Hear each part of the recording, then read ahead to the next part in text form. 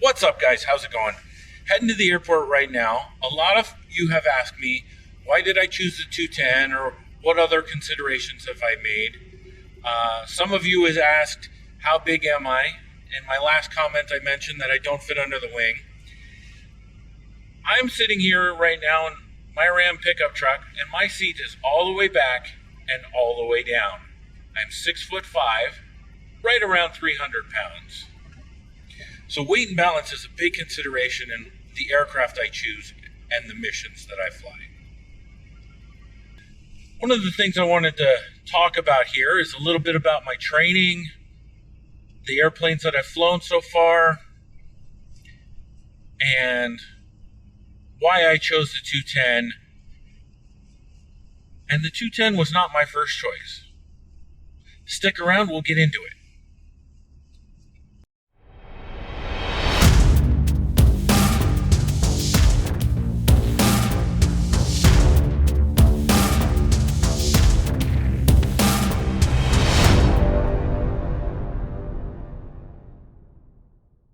Like I was saying, I did most of my training in 51254. This is an awesome plane for a 172.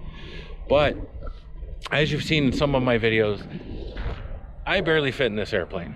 It's a great airplane, great for training. For me personally, it's a little tight.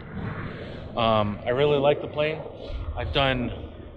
During my primary flight training, I've done 57 hours in this airplane.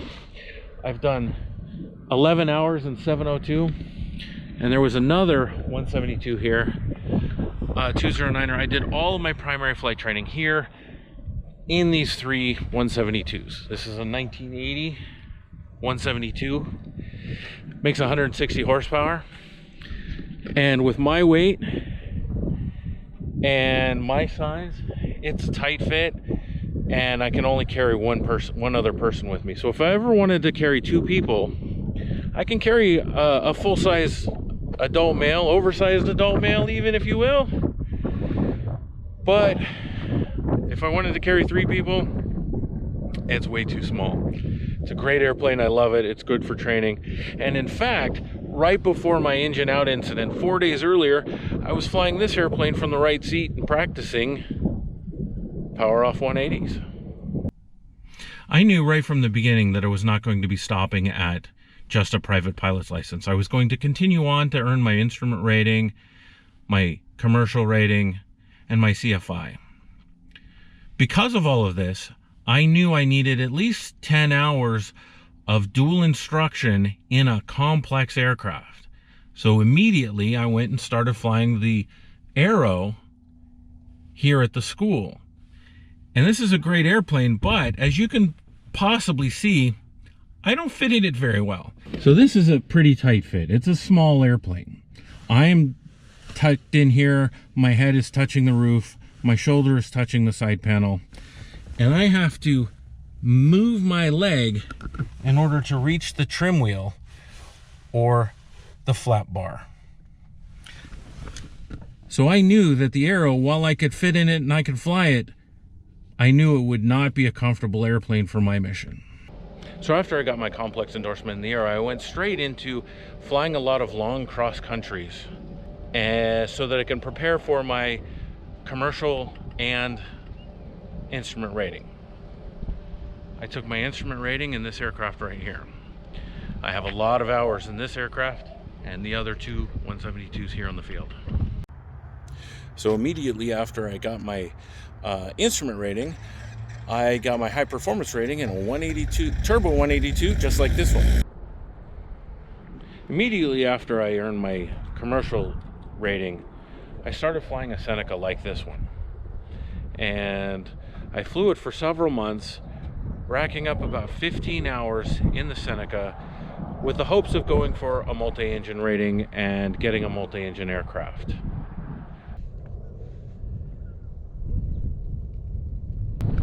So the plan with all of that multi-engine training was to obviously get a multi-engine rating and then continue on to get my multi-engine instructor rating. I was going to plan on doing the instructor ratings in a bit reverse order. I was going to get my multi-engine instructor, then my instrument instructor, and then go for my regular CFI. Of course, in doing so, one of the things that I was planning on doing was getting a multi-engine aircraft. And the Cessna 310 is the aircraft that I had in mind. I sat in a number of other multi-engine aircraft. The Seneca, the Twin Comanche, and I don't actually fit in the Twin Comanche. I cannot get both legs into the footwells. So it was definitely going to be a Cessna twin or a large Piper twin. Now, I've never actually sat in a 310, but I have sat in a 421C and I have sat in a 340, and those were both a little bit tight. I also tried to sit in a Diamond DA42, but the canopy wouldn't close. My head stuck out of the cockpit. I also sat in a Piper Aztec, and that might have worked. But I started to do all of the math and calculations on the operating cost for how much I fly, and comparing that from a high-performance single to a twin. And with twice the engines and twice the fuel burn, I decided against purchasing a twin aircraft and instead focused on high-performance singles. And so I started looking and comparing performance numbers and decided on the Beechcraft Bonanza. But there's a problem.